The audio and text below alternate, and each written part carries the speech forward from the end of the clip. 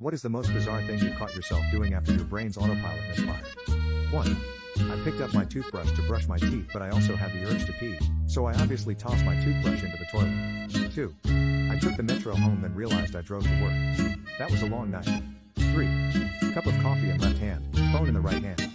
Go to my room, take a sip of my phone and throw coffee on the bed. 4. I sat there at an intersection in suburban Palo Alto at 11 p.m., patiently waiting for the stop sign to change. 5. Rubbed aftershave in my hair and put gel on my face. The worst part was that after I put the aftershave in my hair, I laughed at myself and thought, what was all that about?